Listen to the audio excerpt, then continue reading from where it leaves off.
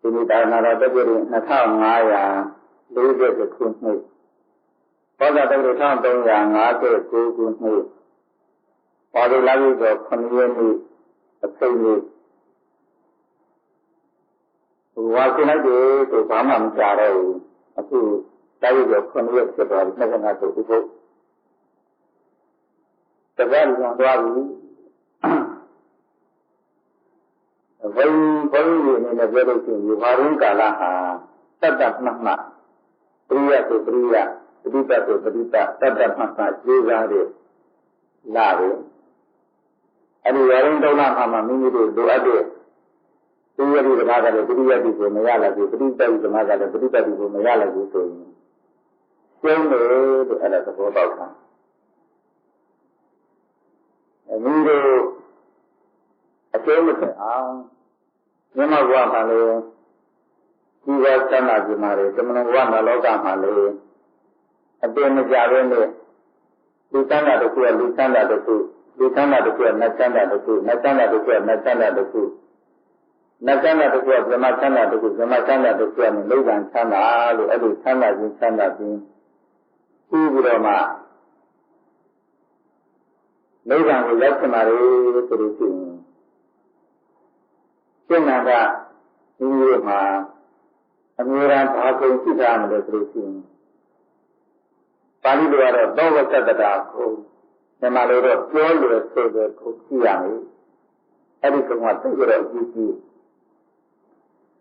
ပြောလို့ဆိုတဲ့ကိုဆိုတာသိကြတော့ကြည့်ကြည့်တယ်နည်းနည်းကြည့်ကြည့်တာမဟုတ်ဘူးဒီတရားလုံနိုင်ကြီးတွေဆိုတာအဲ့ဒီပြောလို့ဆိုတဲ့ကိုကြည့်တဲ့ပုဂ္ဂိုလ်ဟာလုံနိုင်ကြီးတာအဲ့ဒီတရားစာတတ်ပြီးတော့ဖြစ်နေဆိုလို့ရှိရင်အဲ့ဒီပြောလို့ဆိုလို့ဖြစ်တဲ့ပုဂ္ဂိုလ်ကစာတတ်ပြီးတော့ဖြစ်တာလေ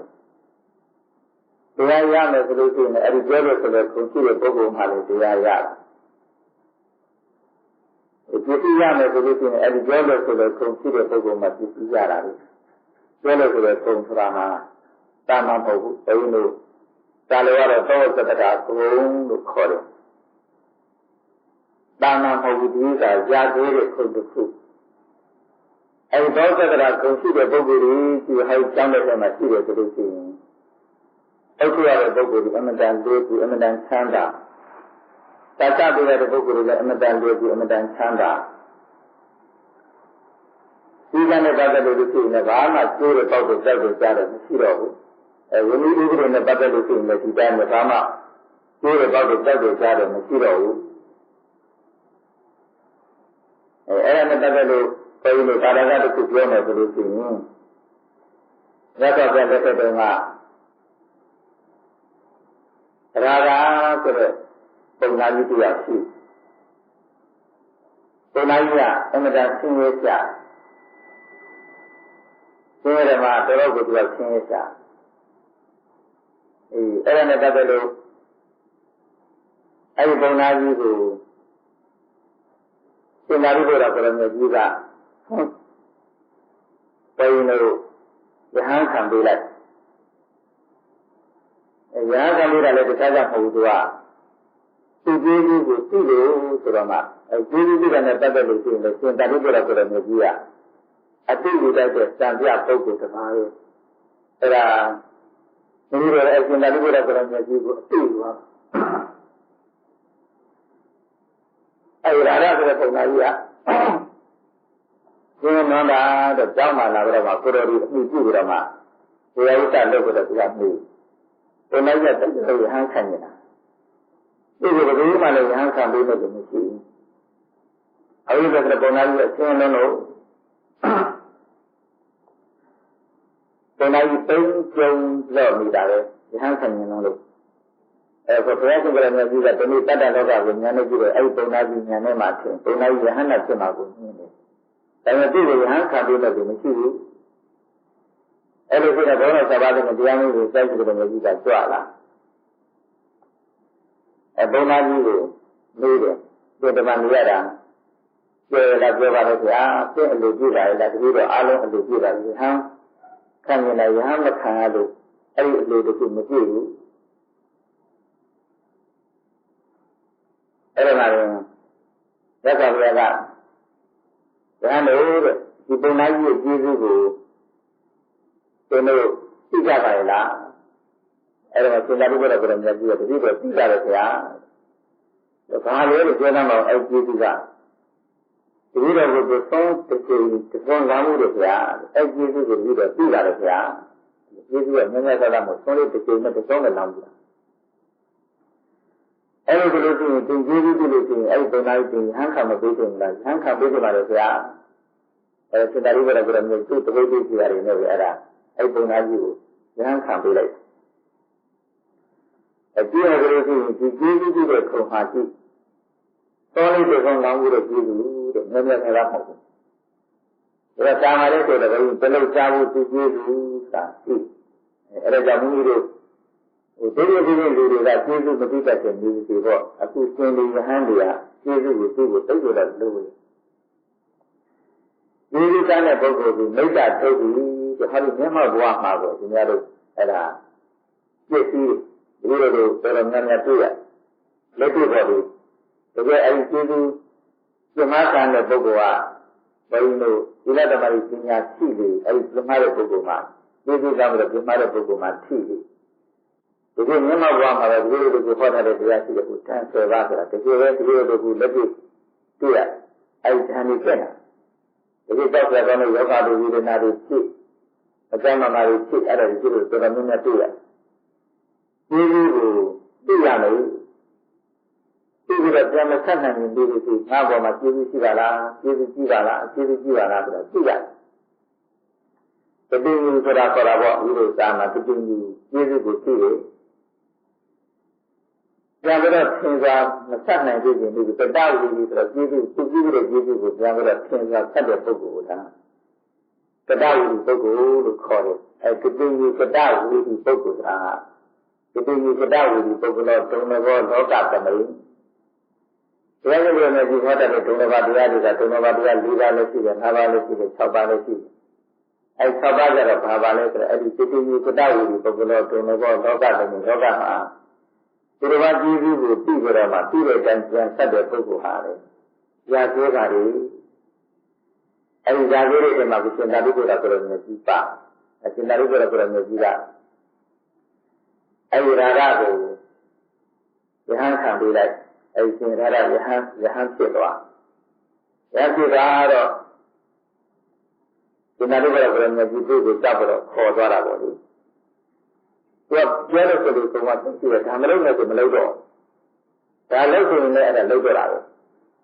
ဒီလိုမလုပ်နဲ့ဆိုမနေဘူးဒီလိုနေဆိုနေဒီလိုမပြောနဲ့ဆိုမပြောဒီလိုပြောဆိုပြောဒီလိုမပြည့်နဲ့ဆိုမပြည့်ဒီလိုပြည့်ဆိုပြည့်တစ်ခါလေးပြောရတယ်နှစ်ခါမပြောရဘူးပြောလို့ဆိုတော့ခုံပေါ့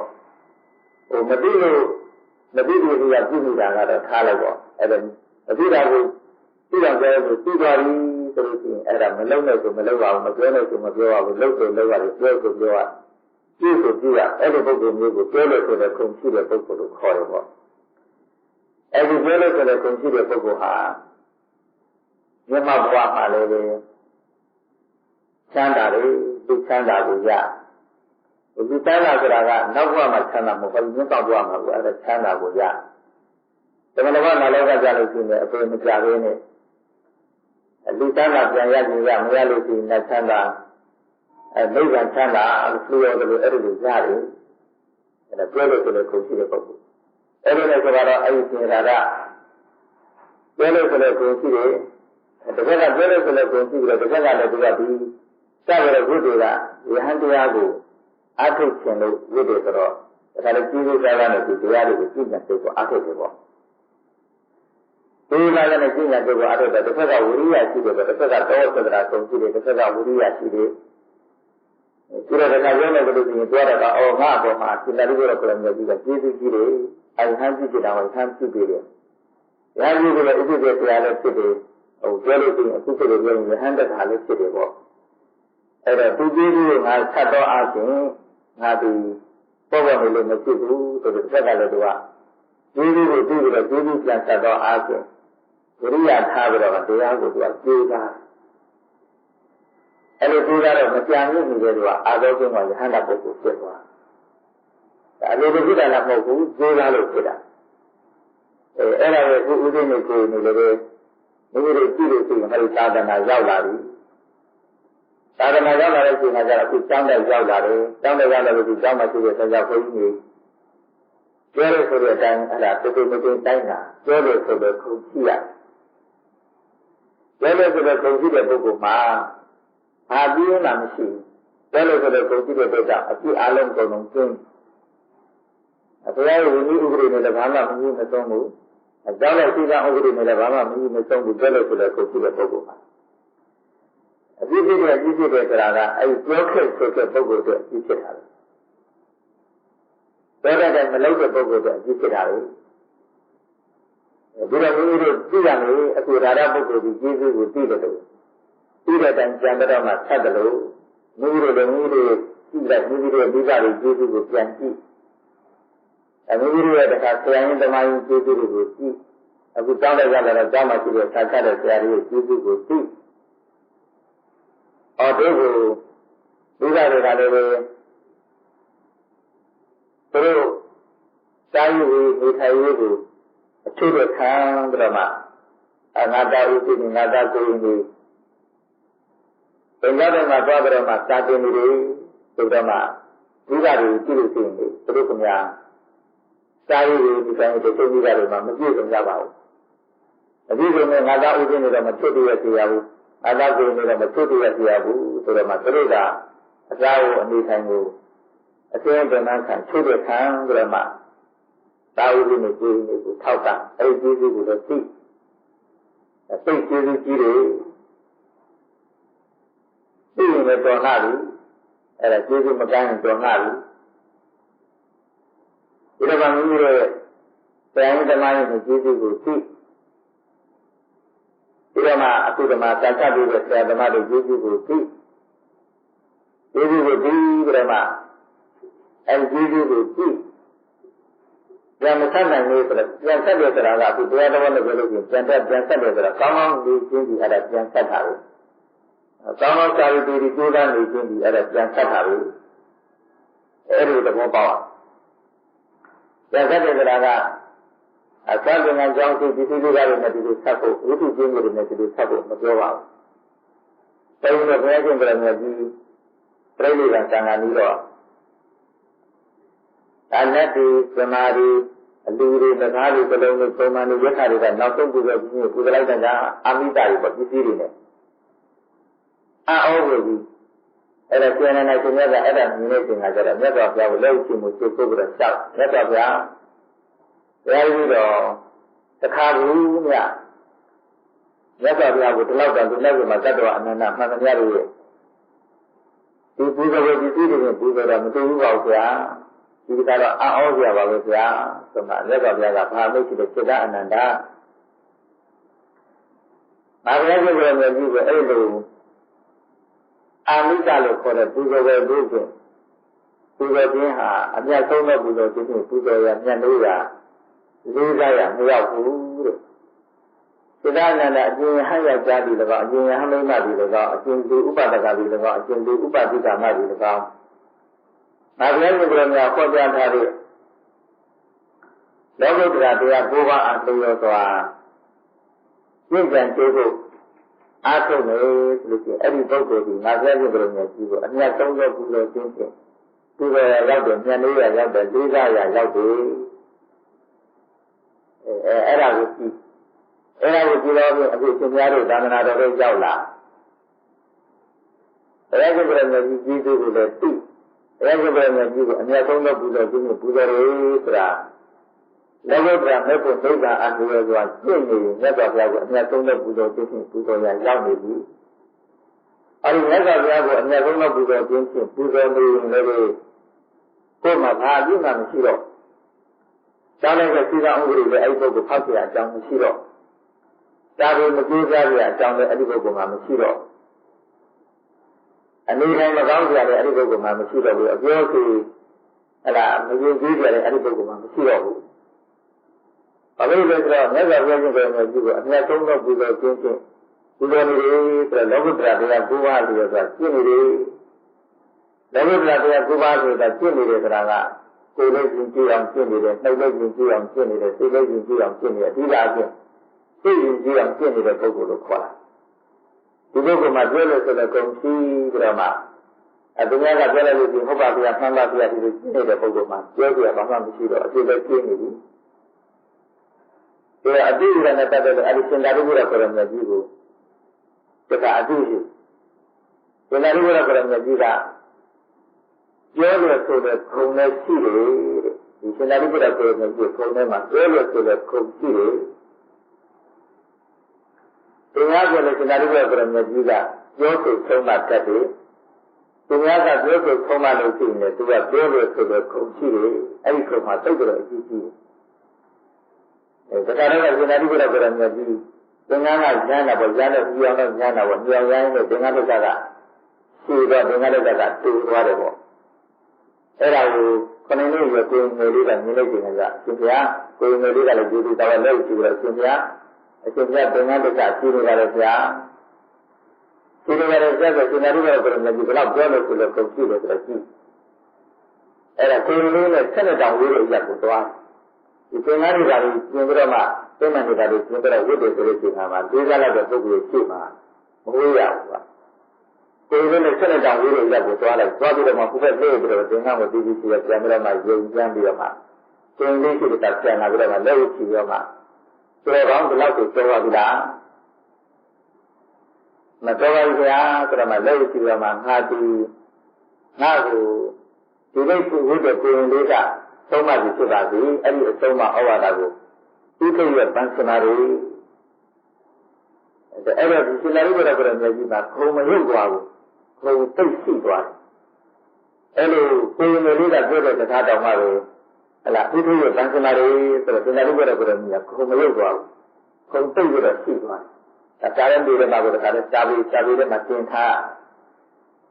ပြောလို့ဆိုတော့ကိုမရှိတဲ့ပုဂ္ဂိုလ်မာနဒေါသရှိတဲ့ပုဂ္ဂိုလ်ကအောင်မသိဉာဏ်ငါ့မြန်ဆရာလောက်ရလားလို့အဲ့လိုသွားပြောအဲ့လိုဆိုလို့ရှိရင်အဲ့ဒါကိုယ်သမ ्या ကအကြည့်မြင်လို့ရှိကြတော့မှမပြောတော့ပြောခဲ့ဆိုတဲ့ပုဂ္ဂိုလ်ကတော့မှမပြောတော့အဲ့လိုမပြောဘူးဆိုလို့ရှိရင်အဲ့ဒီပုဂ္ဂိုလ်မှာကောင်းစားစရာအကြောင်းမရှိတော့ဘူး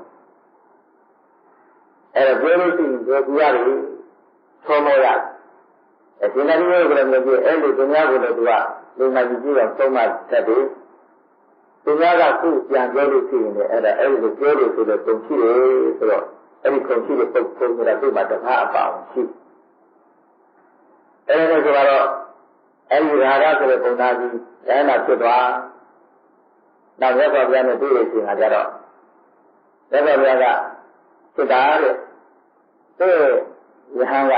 ပြောလို့ဆိုတော့ကိုရှိပါကလားအာမြတ်စွာဘုရားတပည့်တော်တပည့်ကပြောလို့ဆိုတော့ကိုအမှန်တရှိပါတယ်ဗျာဒါပေမဲ့အဲ့ဒီတကယ်မျိုးတင်ပြီးကြလားမြတ်စွာဘုရားအဲ့ဒီတကယ်မျိုးဆိုလို့ရှိရင်တပည့်တော်အများကြီးလိုချင်ပါတယ်ဗျာပြောလို့ဆိုတော့ပုံရှိတဲ့ပုဂ္ဂိုလ်တစ်ထောင်ရှိတယ်ဥစ္စာတဲ့ပုဂ္ဂိုလ်မှာဘာမှအခက်အခဲမရှိဘာမှမပြင်နိုင်အဲ့ဒါမျိုးကြတော့တပည့်တော်အများကြီးလိုချင်ပါတယ်ဗျာဘာလို့ဘာမှပြောပြမှမလိုပဲနဲ့သူကမတိတာကိုသိအောင်ကြတယ်လို့သိသွားလို့ဆိုလုပ်ပြီးဘာမှမလိုတော့အခုကြီးတို့တာအားဆိုတာအားအကြိုက်ကိုကြိုက်တပြန်ကိုတပြန်အဆုံးအထုပ်ကိုဆုံးအထုပ်ဘုရားဥဒ္ဒေကိုဘုရားဥဒ္ဒေတရားအထုပ်ကိုတရားအထုပ်အဲ့လိုပဲသူ့လုံးနဲ့သူဘာမှပြောပြမလို့ဆိုတဲ့ပုဂ္ဂိုလ်ကတစ်ခါပြောတာလို့ရှိရင်ပြီးပြီဘာမှပြောရင်ဘာမှမရှိတော့ဘူးအဲ့လိုပုဂ္ဂိုလ်မျိုးတွေများတယ်လို့များဘာမှအုပ်တဲ့ပုဂ္ဂိုလ်မှာတောင်းမရှိတောင်းသိတော့အေးအဲ့ဒါကအများကြီးလိုချင်ပါတယ်ဗျာဒါတို့ကတော့ပြောပြတာပြောပြအဲ့ဒါမှလည်းမြတ်စွာဘုရားကဘာဟောလို့ဆိုတဲ့ချိန်မှာကြတော့မိရိတံဝဘောတာရံယံပတ္တိဝိသတတ္တိညာမိရိတဝါရုသေရာဝေတာလိတာပါဠိတံပတိတာလိတံပဇမနတ္တသေယဟောတိနပါတိယောသာဓတကုတ်ခေါ်အတိပ္ပယ်လည်းသိရှိကိုယ်ကိုလူနာယူကြည့်အောင်ဆိုတော့မှကိုယ်မှာရှိနေတဲ့အကျိုးကိုဖော်ပြတော့မှအကျိုးကိုယူရတဲ့စိတ်နဲ့ကျက်မှာဒီလိုအကျိုးရှိနေတယ်အဲ့ဒီအကျိုးကိုတင်တော့မှနောက်ကမကြည့်လို့မပြောနဲ့မကြံနေဒါအကျိုးအမတန်ကြီးတယ်ဆိုတော့မှ အကျိုးကိုလိုလားတဲ့ပုဂ္ဂိုလ်တယောက်ကကိုယ်မှာရှိနေတဲ့အကျိုးကိုပေါ်ပြပြီးတော့မှအဲ့ဒါသုံးပါလို့ရှိရင်တဲ့အဲ့ဒီပုဂ္ဂိုလ်ကိုဘာလဲဥမာတူလဲမလို့ရှိရင်ရွှေအိုးကိုပြတော့မှပြီးတဲ့ပုဂ္ဂိုလ်ကိုကျေးဇူးတင်ရတယ်လောကသဘောနဲ့ဆိုတော့ဒီပစ္စည်းဆင်းရဲနေတဲ့ပုဂ္ဂိုလ်တယောက်ကိုမောင်းဟောတယ်မှာရွှေအိုးယူပြီးတော့သုံးပြီးတော့ဆိုလို့ရှိရင်ဒီပုဂ္ဂိုလ်မှာဒါကြတဲ့ဇမောက်ချမ်းသာရကြတော့မှသွားတယ်လို့အဲ့ဒီရွှေထုတ်သေးတယ်အဲ့ဒီပုဂ္ဂိုလ်မှာဇမောက်ချမ်းသာရလို့ရှိရင်ဒီဘဝကိုချမ်းသာပြီးတာရမယ်နောက်ဘဝချမ်းသာပြီးတာမရဘူးအပြည့်ကိုပြပြီးတော့မှကိုယ်ကိုသုံးပါလိုက်လို့ရှိရင်အဲ့ဒီအပြည့်ကိုဘဝနေပြီးတော့မှဖယ်ထုတ်လိုက်မလုပ်တော့ဘူးဆိုရင်ကိုယ်မှာအပြည့်ပြည့်တဲ့ပုဂ္ဂိုလ်ဖြစ်သွား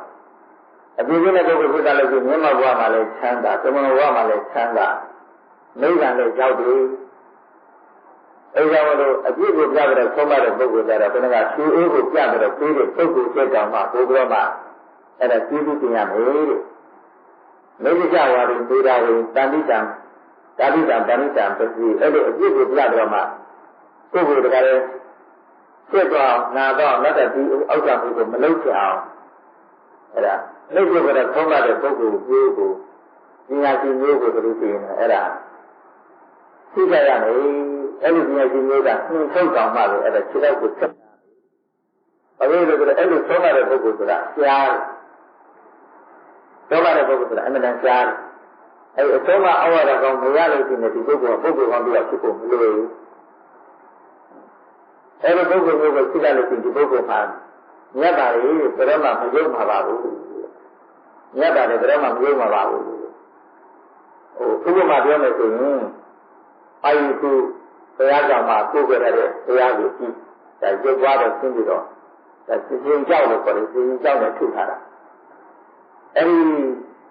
ရုပ်ထုဆရာကအဲ့ဒီရုပ်သွားတော့ရှင်းပြီးတော့တွေကိုသူကသင်္ကြောက်တွေကိုသူကအောင်းနဲ့ထွန်းထွန်းထုထုရိုက်ရတော့ဆင်းတယ်ပေါ့အထွန်းခံတဲ့ကြောက်တာသူဆရာကြည့်ပြီးတော့မှအခုပဲခံတဲ့ဘဝကိုကြောက်တယ်ကြည့်အဲဒီကိစ္စကတော့ပြည့်သွားပြီပြည့်သွားပြီဆိုလို့ရှိရင်အခုပဲခံတော့ဘဝကိုမရောက်တော့ဖြစ်ပြရတယ်အဲ့ဒီလိုပဲတဲ့အပြည့်ကိုပြကြတော့မှအဲ့ဒါနာနာချင်းချင်းသုံးပါတဲ့ပုဂ္ဂိုလ်ကသုံးပါလို့အသုံးမှခံနိုင်တဲ့ပုဂ္ဂိုလ်ဒီအကျော်အမော်အကျဉ်းကျရဟန်းဆိုဆရာတော်အကျော်အမော်ဖြစ်လာတဲ့ဘဝမျိုးကိုကြောက်လူများအလုံးရဲ့အမှုပဲအပူဇော်ခံတဲ့ဘဝကိုကြောက်ပြောလို့ဆိုလို့အသုံးမှကိုမခံဘူးမလုပ်တဲ့ဆိုလည်းလုပ်တယ်လုပ်တယ်လည်းမလုပ်ဘူးသူစပါနဲ့အောင်နဲ့စပြီးဆိုအဲ့လိုပြောလို့သုံးမှကိုမခံဘူးဆိုတဲ့ပုဂ္ဂိုလ်ကဆရာကရှင်ကြီးကအဲ့ဒါကြောက်ပြီးတဲ့ဆရာကတရားပြီးတဲ့ဆရာကတရားပြီးတဲ့အခါမှာပြည့်သွားတဲ့ကြောက်ကမှာတဲ့ဒီလူရဲ့ပြည်သူတွေပြည့်သွားတယ်ဆိုတော့ဒီတရားတွေဆိုရင်ကိုယ်ကလည်းမရတော့ပဲသိလိုက်ရအောင်အခုကတော့တော့မရအဲ့လိုပဲတဲ့မိမိလည်းပဲမိသားစုရဲ့အဆုံးမှလည်းမခံဘူးဆရာသမားတွေအဆုံးမှလည်းမခံရဘူးဒီတဲ့ပုဂ္ဂိုလ်ရဲ့အဆုံးမှဟောတာလည်းမခံရဘူးဆိုလို့ရှိရင်အဲ့ဒီပုဂ္ဂိုလ်ကရှင်ကြတဲ့ရှင်ပြည့်ရှင်ဘဝကနေလူဆက်သွားတော့ဟုတ်ယဟန်ဖြစ်လည်းပဲယဟန်ဘဝကနေပြီးတော့လူဆက်သွားအတုမလို့ရှိမလုံနာတဲ့ယဟန်လိုက်တဲ့ရှင်လိုက်တဲ့ယဟန်စသဖြင့်အဲ့ဒီဖြစ်သွားဘယ်သူမှအကျိုးပဲအပူတော့မခံရတော့ဘူးပညာလည်းမတတ်ဘယ်လိုအမေရိကန်လည်းမကောင်းအပြည့်မိခါလည်းမကောင်းဆိုလို့ရှိရင်ဒီပုဂ္ဂိုလ်ကအကျိုးပဲအပူတော့ခံတဲ့ပုဂ္ဂိုလ်ကမရောက်သွားဘူးအဲဒါမလို့အရင်ကတော့ပြောလို့ဆိုတဲ့ကုန်ရှိကြတော့အစာကိုကြိုးစားစာတယ်လို့ဆိုတာကသံဝဲအောင်ဖို့တစ်ခုတည်းကိုအဲ့ဒါစမ်းတယ်ထားတယ်သံဝဲအောင်တဲ့ပုဂ္ဂိုလ်အဲ့ဒီမှာဒီမှာတပုံကြီးမရှိတယ်အများကြီးပဲရှိအလုံးမလုံးတတ်ကြဘူးအလုံးလည်းမလုံးကြဘူးအဲ့ဒါသံဝဲဒီစာတယ်လို့ဆိုတာဘာလို့ဆိုလဲဆိုတော့အဲ့ဒီရေကျုပ်ကမပြောက်နေတယ်အလုံးလုံးထားဖို့စာတယ်လို့အဲ့လိုမှတ်တာကျင့်ကြံတတ်ဖို့စာတယ်နဲ့အလုံးလုံးထားဖို့စာတယ်နဲ့အလုံးလုံးတတ်တဲ့ဆိုတာကစာတတ်ရမယ်စားတဲ့အတိုင်းလည်းချရမယ်ဒါခေါ်တဲ့ပြောတာလည်းခေါ်တဲ့ပြောတဲ့အတိုင်းလည်းခေါ်ရမယ်ကြီးကြရမယ်အဲ့ဒါကြီးလို့ကြီးကြရကြီးတဲ့အတိုင်းလည်းကြီးရမယ်ဒါကြည့်ကြံကြိုးကိုအားထုတ်ရမယ် ကြည့်ကြတဲ့ကြည့်တဲ့ကိုအားထုတ်ရမယ်အဲ့ဒီလိုလုံးမှသာလေအဲ့ဒီစာတွေကအကျိုးကျေးဇူးရှိတာအခုဗမာပြည်မှာကြည့်တယ်ဆိုလို့စာတတ်တွေကဥယျာဉ်ဟာအများကြီးပဲရှိတယ်ဒါပေမဲ့အလုံးလုံးတဲ့ဥယျာဉ်မရှိဘူးတချို့ကမလောက်တတ်လို့မလောက်တာရှိတယ်တချို့ကလောက်အောင်မှမသိလို့မလောက်တာလည်းရှိတချို့ကပြင်းလို့အဲ့ဒါဘာမှမလုပ်ချင်တဲ့အဲ့ဒါတရားဓမ္မတွေပြုစုတာတွေခိုင်းပြီးတော့မှခံစားနေခြင်းလို့မလောက်တာလည်းရှိအဲ့ဒီလုံးလုံးမှာမလောက်တတ်လို့မလောက်တဲ့ပုဂ္ဂိုလ်ဆိုတာကအဲ့သင်္ကေတကတော့လောက်တာမသိကြလို့မလောက်တတ်တာပဲလောက်တတ်တဲ့အတိုင်းမလောက်တဲ့ပုဂ္ဂိုလ်ဆိုတာကအပြင်းအချင်းပေါ့ဒီသာသနာတော်ကအဲ့ဒီပုဂ္ဂိုလ်ကြီးညားလိုက်ပြီးသာသနာကြီးကအဲ့ဒါပြည့်စည်ဖို့ပဲရှိတော့အဲဒီကြောင့်လို့စာတင်တဲ့ချိန်မှာအလုပ်လုပ်တတ်အောင်သင်ပါတဲ့လုပ်တတ်ပြီးလို့ရှိရင်အဲ့ဒါလုပ်တမ်းဝဲအောင်လုပ်တဲ့နဲ့တန်းလည်းမဟုတ်ဘူးတမ်းဝဲအောင်ပြီးတော့မှစာလည်းမချက်တတ်စာလည်းမရေးတတ်တရားလည်းမဟောတတ်တရားလည်းမပြတ်တတ်ကိုယ်ကိုယ်တည်းပြည့်ညတ်ကိုအထုတမှုလည်းမရှိအနေထိုင်လည်းမတတ်အပြောဆိုလည်းမတတ်အကျင့်ကြံလည်းမတတ်တဲ့ပုဂ္ဂိုလ်တွေအများကြီးပဲရှိအဲ့လိုဆိုအဲ့ဒါစာတင်ရတာဘာမှအကျိုးမရှိဘာမှအကျိုးမရှိစာတင်တာဘာလို့ကိုယ်လေးသိဖို့သင်တယ်သိပြီးတော့ဘာလို့ကိုယ်လေးကျင့်ဖို့ကိုယ်ကိုယ်တိုင်ကျင့်ပြီးတော့မှတရားကိုလည်းပြန်ပြီးတော့မှပြည့်စုံဖို့တရားကိုလည်းပြန်ပြီးတော့မှပုချဖို့တရားကိုလည်းပြန်ပြီးတော့မှဖွင့်ပြပြတာဖို့စသဖြင့်အဲ့ဒီလိုသင်မှအဲ့ဒါစာတင်ကျင့်တဲ့ဒါမျိုးအောင်ပြီးဆိုတော့အဲ့ဒီကိုယ်လေးသင်လို့သိပြီဒါမျိုးတော့အောင်ပါပဲဒါပြီးအနေလည်းမပြအထိုင်လည်းမပြအကျင့်လည်းမပြအရေးလည်းမပြအပြောလည်းမပြအပုချလည်းမပြဘာမှမပြဘူးအခုဗမာပြည်မှာအဲ့ဒါမျိုးတွေအများကြီးပဲရှိအဲ့ဒါသာသနာကြီးကဥယျာဉ်များပြီးလို့ရှိမှကြတော့လူများကတော့ဘွဲမရှိဘူးလားတန်ခါများတော့ဘူးဘွဲမရှိအဲ့ဒါဘာလို့မရှိတာလဲမေးလို့ရှိရင်အလုံးမလုံးကြလို့အဲ့ဒါဥယျာဉ်များတော့ဘွဲမရှိဘူးအဲ့ဒါဒီလိုတွေကြိုက်တာကဥယျာဉ်နေရှင်တွေကပြီးဘွဲရှိဖို့ပဲအဲ့ဒါဝိသုဒ္ဓိကျောင်းမှာကတော့အဲ့ဒီဥယျာဉ်များဖို့အဓိကမဟုတ်ဘူးအနေကြရမယ်ဟဲ့လားအကြီးကြတယ်အပြောဆိုကြတယ်အကျင့်ကြံကြကိုအထုံးကြရမယ်ဒီမှာကဘုန်းကြီးတို့ဘုရားရဟန်းတို့လည်းအကြီးလာတဲ့ပြီးအောင်တာဒီအဲ့ဒီပုဂ္ဂိုလ်ကအမိခံကောအပြောဆိုကောအကြီးသားကောအပုချကောကျင့်ကြံကြကိုအထုံးကောအကုန်လုံးကျသွားပါပဲအသုံးချလို့ရတဲ့ပုဂ္ဂိုလ်ဖြစ်သွားပါပဲအဲ့လိုမှမဟုတ်ဘူးဆိုလို့ရှိရင်တော့အဲ့ဒါအသုံးချလို့ရတဲ့ပုဂ္ဂိုလ်တပါးမဖြစ်နိုင်အသုံးမချလို့ရှိရင်လည်းအဲ့ဒါသူများကအသုံးမချတဲ့အချိန်ကကျတော့အသုံးမချတဲ့ပုဂ္ဂိုလ်ရှိကိုယ်လက်လက်ကလူကျင်တမ်းလို့ပြီးရင်မဟုတ်တာတွေစောက်လို့အခုဗမာပြည်မှာအဲ့ဒီဟာမျိုးတွေဖြစ်တဲ့သာသနာကဒီလိုမျိုးပြည့်စုံလာတယ်ဆိုတော့အဲ့လိုကြောင့်ပြည့်စုံလာတယ်အဲ့ဒါကြောင့်ပြည့်နေကြတဲ့အချိန်ခါမှာဒီလိုစာကနဲ့ဒီသာကနဲ့လားသူဒါကပုဂ္ဂိုလ်တွေကိုပြောလို့ဆိုလို့ခုန်ချီးပြီးတော့မှဒီလိုကိုကြည့်ပြီးတော့မှအဲ့ဒါကျေးဇူးကိုဒီမိဘကျေးဇူးဆရာသမားကျေးဇူးသာသနာကျေးဇူးကိုသိကြတယ်အဲ့ဒါကြံခတ်နိုင်အောင်သိတာတော့ဖြင့်ဒီလိုလူတွေနဲ့မြတ်မောက်ဆန်းတာတမန်တော်ဆန်းတာနိဗ္ဗာန်ဆန်းတာရနိုင်ရောက်နိုင်ကြပါစေကုန်သတည်းသာသနာတော်တက္ကသိုလ်2540ခုနှစ်ဘောဓတက္ကသိုလ်1359ခုနှစ်ပါဠိလာကြီးကျော်9ရက်နေ့ညနေပိုင်းတို့အခုဝါဆိုလာခဲ့တာပါဠိတွေနဲ့တပိကျော်9ရက်ရောက်သွားပြီရက်ကတကယ်အလုပ်လုပ်နေလို့ရှိရင်ရက်ကကုံမှန်းမကြည့်ကုန်သွားတော့ကိုယ့်အတွက်ကျက်ကြည့်တိုက်ပါရဲ့လားလို့အဲ့ဒါနေတိုင်းကျက်ကြည့်တိုက်မတိုက်အဲ့ဒါကြည့်ကြတော့မှသိပါရဒီလက်ကျင်ဘောဆိုတာကဒီထဲမှာအမျိုးကောင်းသားတွေနေလာလို့ရှိရင်သာသနာတော်မှာသာသနာအမွေတန်ဆိုပြီးတော့မှရှင်ကြည့်ပေးကြရဟန်းခံပေးကြ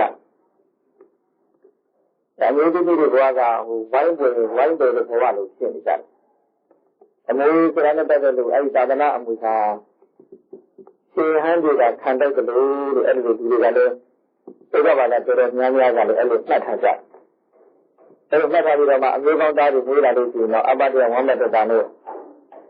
ရှင်ကြည့်ပေးအောင်ရဟန်းခံပေးအောင်သာသနာအမွေသိရမယ်ဆိုတော့မှသိကြကြအလေးသမီးတွေကတော့အပေကံဘဝလိုဝိုင်းပြထားတဲ့ဘဝလို သာသနာအမှုသာမရဘူးလို့ဖြစ်နေ cái ông ta cái mấy cái gì là tay chơi ra của cái tay nó cái chuyện làm ra phải chơi ra chỉ đi được ông ta cái mấy cái gì là anh đi đi cái gì anh đi đi đó ta mới làm mình làm ra rồi mình đi là tôi nghĩ tôi đó ta đi mua ra đó xin đi ra luôn những cái này ta mới làm mình làm ra đi từ đó mà anh được chơi cả ta cái này giao tay ta cái này anh mới làm hậu ta cái này anh mới làm cái gì ở anh mới cái này ta tự được rồi ở tự là tôi cái gì rồi thế nào tôi chỉ anh mới suy ra Amita Dhamma Nabasi Ledi Amusuga Amita Dhamma Nabasi Ledi Amusuga Amita Dhamma Nabasi Ledi Sudah mau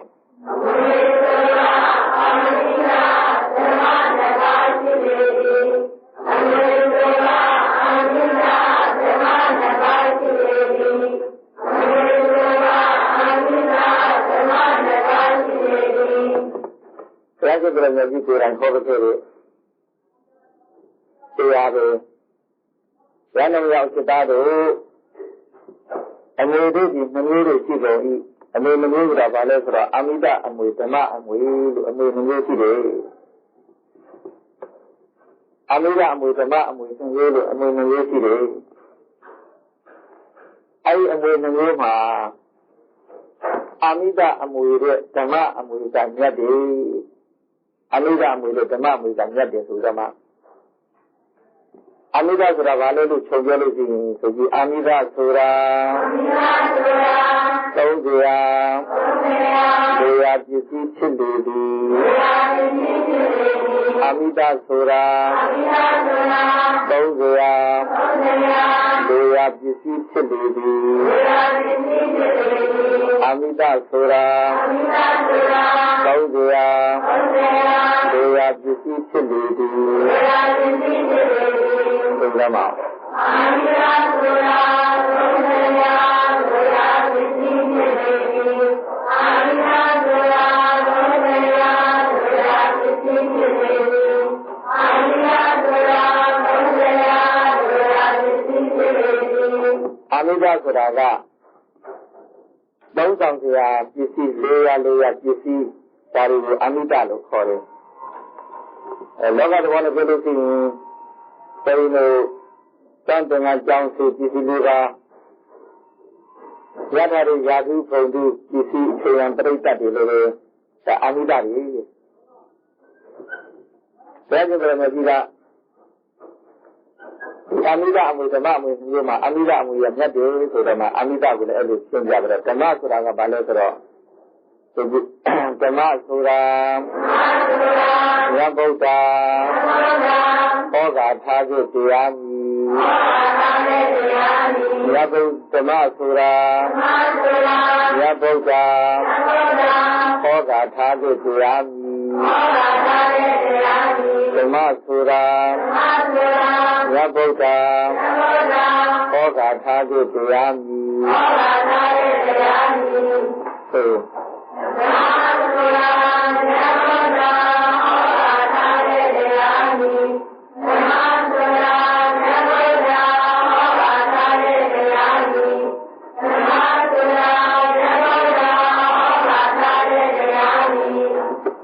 Samasura ka Ya Buddha tu phokyo de.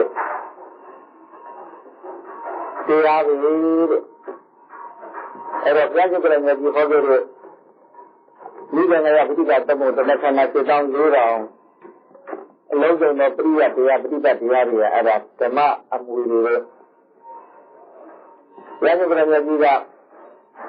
Ya na ya usita de eri amida amui dhamma amui hngyo pa. Dhamma amui ko ta dono khan ja ko no.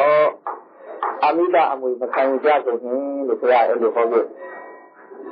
Ini ni bawa udah ini tu tiba. Ini ni bawa sana di luar kan, di rumah. Saya di rumah aku bila juga dah. ဘောတနာလူလောကက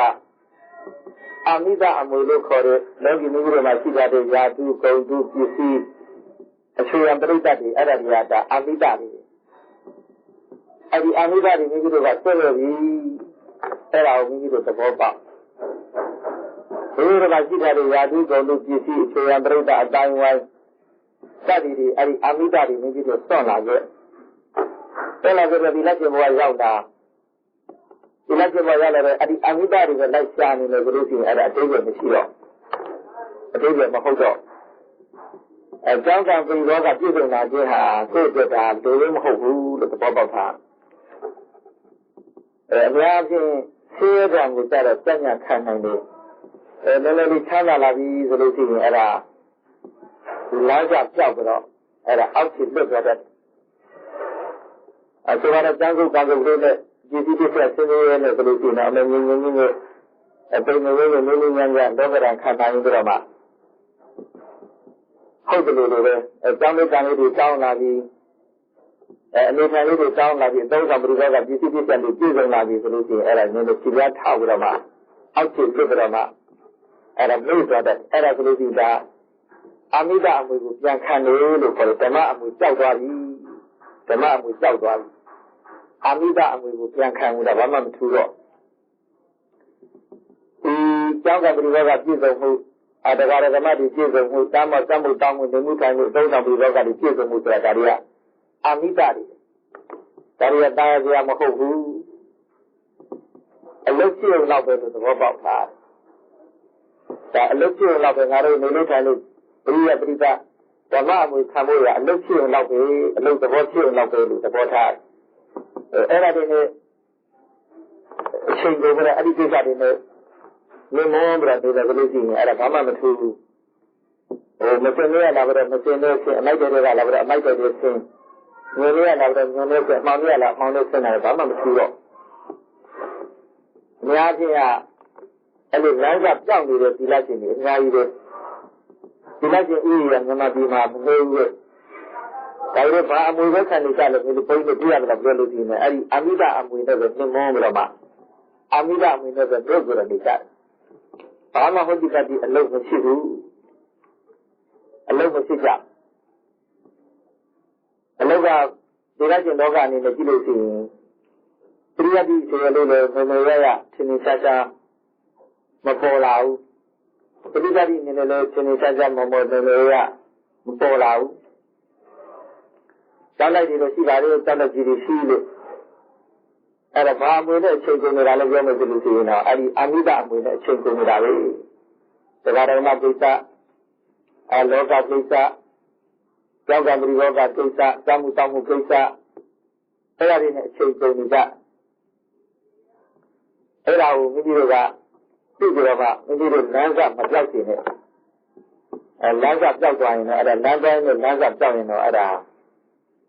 အကန့်လို့ဆိုမယ်လို့လည်းအဲ့ဒါသဘောပေါက်တာအဲ့တော့အမိတအမွေဆိုတာကဆိုပြီးအမိတဟာသဘဝကဇံရဖြစ်မမြတ်ပြီအမိတဟာသဘဝကဇံရဖြစ်မမြတ်ပြီဆိုကြပါဦးအမိတဟာသဘဝကဇံရဖြစ်မမြတ်ပြီအမိတ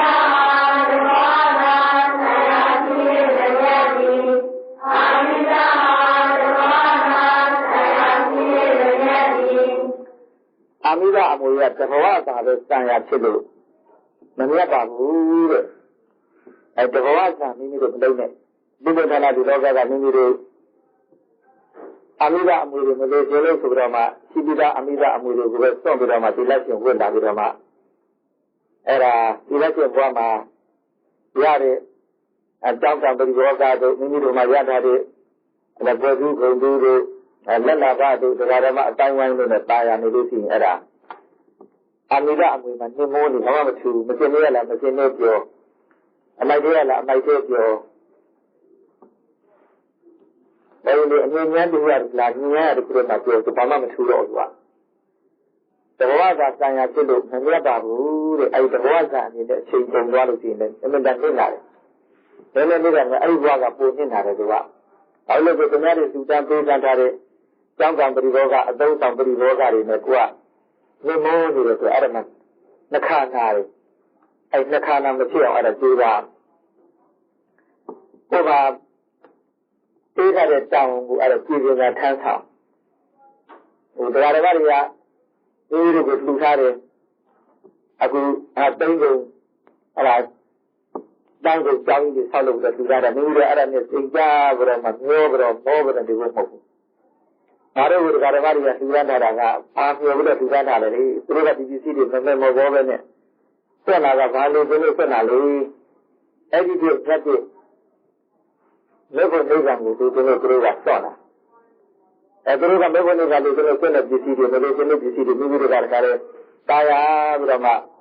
မေမောပြီးတော့လက်မထောင်ပြီးတော့မှမာနတွေနဲ့ငါတကာဘယ်သူပဲဘလောက်ထူနိုင်တာပဲငါဘယ်လိုပဲဆိုလို့ရှိရင်အဲ့ဒါလမ်းသွားရင်လမ်းပြောက်တာပဲအဲ့ဒါအမိဒအမှုစံဖြစ်သွားပြီဒါအတုံးမကြတဲ့ဘဝဘာမှမထူဝိထားတဲ့အဝိတာဝိထားပဲရှိတယ်လက်တဲ့ဘဝမဟုတ်ဘူးသဘောပေါက်တာ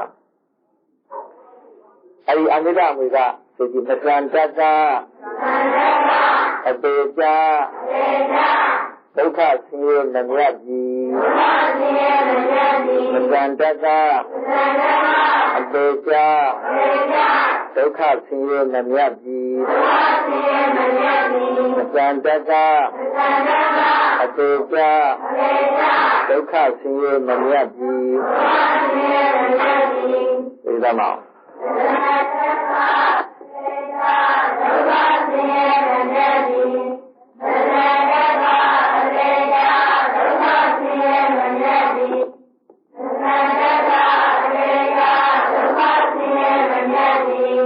အဲ့ဒါမကြမ်းလို့ရှိရင်အဲ့ဒါအပေကြပြီးတော့မှဒုက္ခဆင်းရဲတွေခံရလို့အမိဒအမွေချက်မမြတ်ပါဘူးတဲ့အဲ့ဒါမိမိတို့ရောက်လာတဲ့ကမိမိတို့လူကုန်ဌာနလူလောကကသီလရှင်ဘုရားရောက်လာတာဒီငကိုတော့ကသီလရှင်လူဘုရားမှာတော့ကအပေကံယောက်ျားဘုရားလောက်မမြတ်ဘူးယောက်ျားတွေသာသနာအမွေခံလို့ဖြစ်နေတယ်ဆိုတော့ဒီသီလရှင်ဘုရားရောက်လာတော့သီလရှင်လည်း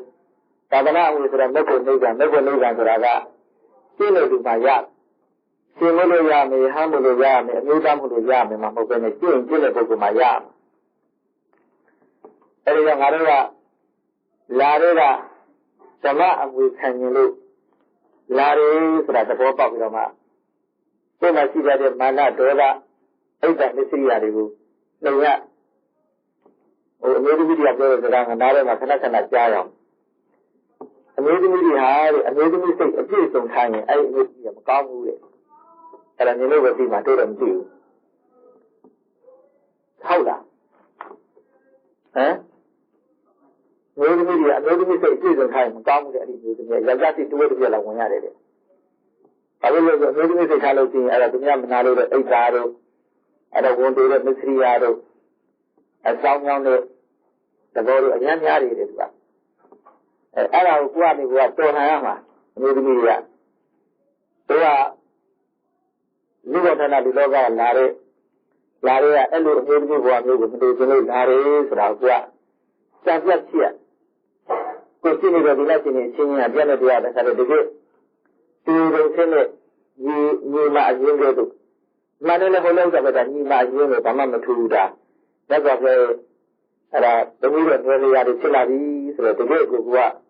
ညီမအရင်လို့သဘောထားအဲ့ဒီကြောင်းကြောင်းတဲ့စိတ်တွေမြင်စုတဲ့စိတ်တွေမနာလိုတဲ့စိတ်တွေပေါ်တဲ့စိတ်တွေအဲ့ဒါနည်းနည်းမှမရှိသေးဘူးအဲ့ဒါဖြစ်လို့ရှိရင်အဲ့ဒါကိုယ့်ကိုပြင်းအဲ့ဒါ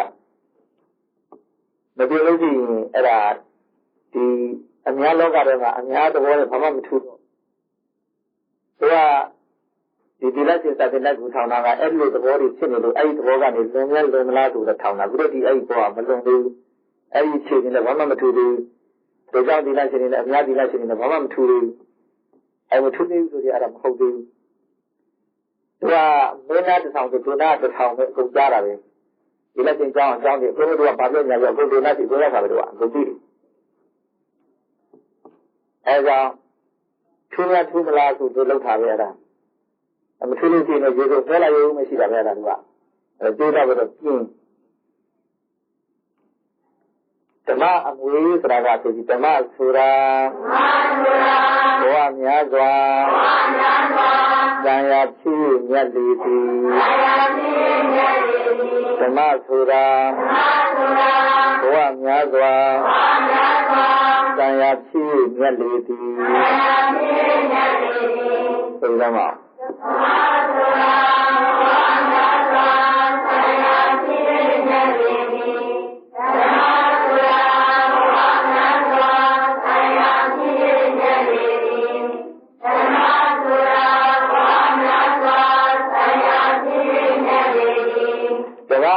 Boa Nyaga, Nyaga, Sanya Chili, Yadi, Narutama, and with Hamu Lara, Surama. Bamhode, Doga Vitali, Janga Ha. A Bamhode, the Naga of the war, the other Kabulu, Puru de Boa, Malamalu, Milo, that is in Jomi Sumida de Legua. Arari, Mamana, Bama, Taya. She was with a usual Mamana did not have another winner. Lucy, Manaka, who had a good one. And a winner with the Calaleta. And a good one could then give it a Macaroma, Lazurama, the council, the down to Mamana Jibu, Oku, at a year at the water. Go down to Amana Lucina at Hamjau. Go down to Anna. After all, don't have. Don't let it available, don't let it, Manachabu, Toga, don't let it at the Roba. The Roba Roma. The Degu, the Ma, and we will can I get things and it. A few of round it, and a Sanja, election is here on those. The master of one other, Samu, who are doing another Logama, look at that. The Najum Canulu, Daganajum Canulu, Daganajum to the Tickly holidays in the house of Joraga. Even Yadu had a good Ama, who returned everything out of the war. To God is what a Kajaro, a good, to God mounted a cuckoo, Singa Mahani. To a Taloga, I get a Kajaro. To the Yadu, a good. And the dollar of good that we have the Taloga and Timida Lucinero. As anyone Lucy in the blue Taloga, that's a bill with the Tono. And I carry it on my beer down with what tension. I have a pretty young and the good Chicago. My last in town with the Saddlebook, a beer book with Yam, the Jonas in Juba, and the middle of Amaliva to the book, the Tuna. And I'm motorbook machine. And my last time I decided to go to the book that are who have better in the war. Any book with you that are the Mialet Madu. And my last Saturday, account of me. Toga Saturday, account of me. And I saw the lesson in Usually than I told us that really made a total of his.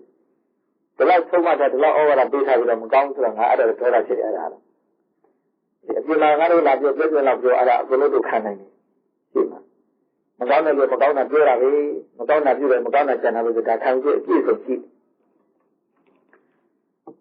As I will go out with a very few children could make you to Adam McLaughlin. Amida with her one other sign of two, Nelly. The Amidaga, Unaboa, Yaya Neganti, Amidaga, Unaboa, Dama Amida, Unaboa, Yaya Neganti, Dama Amida, Unaboa, Yaya Neganti. So,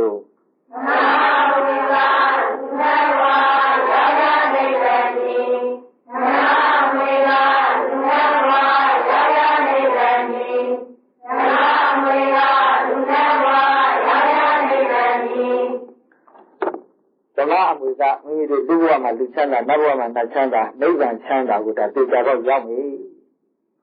အဲဓမ္မအမွေခံရလို့ဆင်းရဲတယ်လို့စိတ်ထဲမှာမတွေ့ရအဲဒီတဲကြောင့်မှနေတော့ဒီတဲကြောင့်ဘုန်းကြီးတို့ဆင်းရဲတဲ့ဘဝဆိုတာမရှိတော့အခုဒီဓမ္မတို့ကတဲရကြောင်းဆိုတော့တဲရကြောင်းမှနေတဲ့ပုဂ္ဂိုလ်ရဲ့ဆင်းရဲတဲ့အဲဒီတဲရကြောင်းမှနေတဲ့ဆင်းရဲဆိုတာဘုန်းကြီးတို့ကမရှိတော့ဒါပေမဲ့အနေဆင်းရဲတွေအစားဆင်းရဲတွေနဲ့သိကြတော့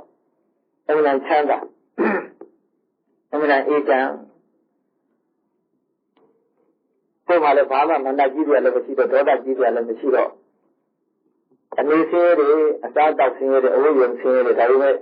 သိကြတော့အမှန်ချမ်းသာအမှန်အေးချမ်းအဲ့လိုမျိုးကစိတ်ချမ်းသာတဲ့ဘဝမျိုးဖြစ်ချင်လို့ဒီလာတာစိတ်ချမ်းသာအောင်နေတတ်ရအားလုံးပေါ်မှာဒါလည်းခွင့်လို့သိခံနိုင်တဲ့အဖြစ်မျိုးကိုရအောင်ကြိုးစားဒီဓမ္မအမွေမမတုဒီကံခံစားကြရမည်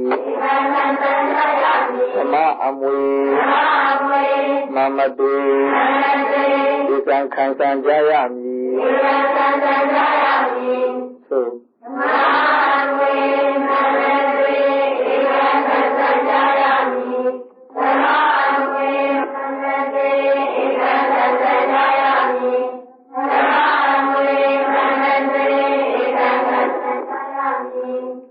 ဓမ္မအမွေသူသိသိခါကြအဲ့ဒါခံစားရမယ်တဲ့အမြဲတမ်းအဲ့ဒါသတိထားနေရမှာငါလုပ်နေတာဘာလို့ဓမ္မအမွေခံဖို့အဲ့ဒါလောကီကုံမကတနာလောကီပစ္စည်းလောကီအတိုင်းဝိုင်းလောကီတရားဓမ္မဒါတွေနဲ့အချိန်ကုန်နေဖို့မဟုတ်ဘူးကျောင်းကံပရိဘောဂတွေနဲ့ပစ္စည်းကသုံးကံပရိဘောဂတွေနဲ့အချိန်ကုန်နေဖို့မဟုတ်ဘူးဓမ္မအမွေခံမှုငါဝိလာတာငါမှဓမ္မအမွေနဲ့ဘယ်လောက်ရပါလဲကျိုးကစိတ်နဲ့စိတ်ထားနဲ့အခုဒီလက်ရှိပွားရတဲ့စိတ်နဲ့စိတ်ထားနဲ့ဘယ်လောက်မြန်ကွာလဲဆိုတာကိုယ်နဲ့ကိုယ်တာနဲ့နှိုင်းပြီးတော့ကိုယ့်ကိုပြန်ကြည့်ကိုယ်နဲ့ကိုယ်နှိုင်းပြီးတော့ကိုယ့်ကိုပြန်ကြည့်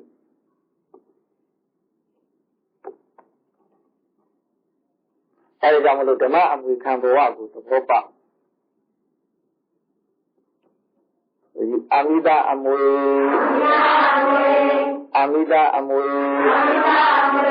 ရှောင်းဖယ်လူအမိဒအမွေရှောင်းဖယ်လူခံလူမရှိရှောင်းရမည်အမိဒအမွေရှောင်းဖယ်နေခံလူမရှိရှောင်းရမည်သို့အမိဒအမွေရှောင်းဖယ်နေခံလူမရှိရှောင်းရမည်အမိဒအမွေရှောင်းဖယ်နေခံလူမရှိရှောင်းရမည်အမိဒအမွေရှောင်းဖယ်နေခံလူမရှိရှောင်းရမည်ဒါတော့ကအမိဒအမွေဘဝကိုစွန့်လာခဲ့တာအဲ့ဒါအမိဒအမွေစွန့်လာပြီးတော့မှအမိဒအမွေကြီးပြန်ခံနေတယ်ဆိုလို့ရှိရင်တော့အဲ့ဒါအတိတ်ကမရှိတော့ဘူးအဝိဒ္ဓပြောင်းနေစိတ်မပြောင်းတဲ့ဘဝအဝိဒ္ဓပြောင်းသွားတဲ့စိတ်မကောင်းတဲ့ဘဝလို့အဲ့ဒါသဘောပေါက်တာအခုအဝိဒ္ဓပြောင်းလာတယ်စိတ်မပြောင်းရင်အတိတ်ကမရှိဘူး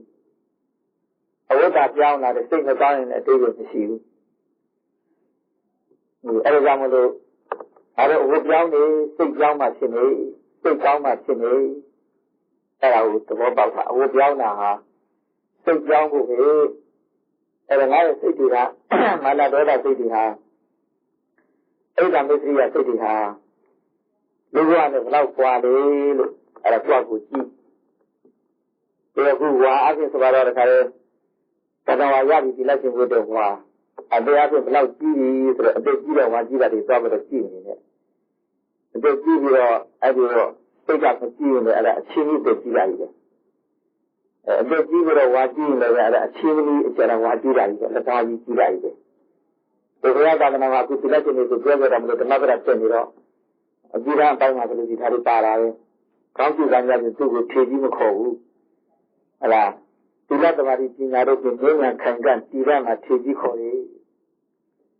အဲ့ဒါအတိတ်ကြီးတာလည်းခုံမဟုတ်ဘူးအဲ့ဒါဝါကြီးတာလည်းခုံမဟုတ်ဘူး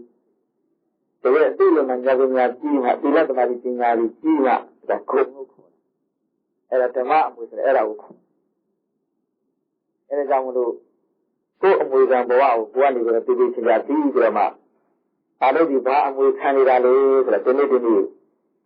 မေးကြည့်တဲ့နေတာမေးကြည့်ဓမ္မအမွေကဒီနေ့ခံသလားတော့ဘယ်လိုအတားအတော့အဝိယုံအချုံခင်းဆိုရဲအာမိတအမွေခံပြီးတော့ဆေးယူနေသလားဆိုတာတော့ကိုကြည့်အဲ့ဒါအားလုံးကိုတောကြောင်းနေတယ်ဆိုတဲ့စာကအတိတ်ကဖြေသွားတာမဟုတ်ဘူးအဲငါဟာတောထဲမှာနေပါလားတယောက်သေးပါလားအခုသိနေပါလားအချူးစက်တံပါလားဆိုတော့ကိုယ်အဲ့ဒါမှမာနဒေါသတွေကြပြီးတော့မှပုဂ္ဂိုလ်ကိုတာမန်ယဟန်တစ်ပါးလိုပဲစိတ်ထဲမှာထားပြီးတော့မှနေတာဒါအညတ္တကပဲအဲ့ဒါအညတ္တကယဟန်တစ်ပါးပဲဘုရားသာသနာ့ဘာငါတို့လုပ်ကြတယ်အများကြီးတွေလို့တော့မှဒီအများကြီးတွေပဲစိတ်ထဲမှာအဲ့လိုတူထားတာပုဂ္ဂိုလ်ကိုငါလောက်တာပဲအောင်မြင်လိုက်ပြီဆိုတော့ငါတစ်ခါမှစိတ်ထဲမှာမထားကြဘူးဘာမှငါလောက်တာအရာမြောက်သေးတာလားဘာမှလည်းမဖြစ်တော့သေးတာလားလုပ်ကြတယ်အများကြီးရှိပါသေးလားလို့ငါတို့အဲ့လိုပဲတွေ့ကြတော့မှတုတ်နေတာအဲ့ကြောင့်မလို့ကိုယ်လုံငန်းကိုပြန်ကြည့်ရင်ကိုယ်လုံငန်းကစတော့စတယ်အမှန်တကယ်လို့ဒီလက်ရှင်တန်းတဲ့တဲ့အနေနဲ့ခုမှပေါ်လာပြီးတော့မှသံဝဲအောင်လောက်နေတဲ့ဒေါကတဲ့မှာကိုယ်ကြီးကဘာမှမဟုတ်ဘူးဘာမှအလုပ်မှမလုပ်ရသေးပဲနဲ့ပုဂ္ဂိုလ်တိုင်းတစ်ခါတော့ကိုယ်ကြောင့်တဲ့တဲ့အနေနဲ့ဒီတဲ့နာဖြစ်တဲ့ပရိယတိတွေကိုဘေးကူညီပါပဲနဲ့ပို့ချလို့ပရိပတိတွေကိုတစ်ခါတော့ဘေးကူညီပါပဲနဲ့ပြလို့တလို့ဆိုတော့မှအလုပ်ဖြစ်တဲ့ဒီလက်ရှင်မှာပေါ်မပေါ်သေးပဲနဲ့အလုပ်ကတကယ်မှမဖြစ်သေးပဲနဲ့အဲ့ဒါစာလုံးစပဲရှိသေးတာအဲ့ဒါကြောင့်မို့လို့အဲ့ဒီအမွေနှမျိုးကိုသိပြီးတော့မှအဲ့ဒီအမွေနှမျိုးကိုခွဲကြပြီးတော့တောင်းကြပြီးတော့နေ့စဉ်ငါတို့ဒီအာမိဒအမွေရတော့နေ့တိုင်းခံနေတာပဲဒါလည်းစားတယ်ဆိုတာလေအာမိဒအမွေပဲဝတ်တယ်ဆိုတာလေအာမိဒအမွေပဲနေတယ်ဆိုတာလေအာမိဒအမွေပဲဓမ္မအမွေတွေများငါတို့ဘယ်ရပါလဲအဲ့လိုပြတ်တော့မှကိုယ့်ဘဝကိုခဏပြောလို့ပေါ့တိုင်းတာကြည့်ဒီလိုက်ရှင်ဝိလာတဲ့နေ့နေလည်းဘယ်လောက်ရှိပြီလဲအသက်နေလည်းဘယ်လောက်ရှိပြီလဲအသက်ကြီးပြီးတော့ကိုယ်မှအသိလေးမှညာပညာဆိုတော့ဓမ္မအမွေကြီးကြီးလာအဲ့တော့ဝါရီကြီးပြီးတော့အသိလေးမှညာပညာဆိုတော့ဓမ္မအမွေကြီးလာဗလားဆိုတာတော့တွေ့ပြီးတော့မှဓမ္မအမွေကိုခံနိုင်တဲ့ဖြင့်ဓမ္မအမွေကပို့တဲ့လူချမ်းသာနတ်ချမ်းသာနိဗ္ဗာန်ချမ်းသာကိုရောက်ကြပါစေကုန်သတည်း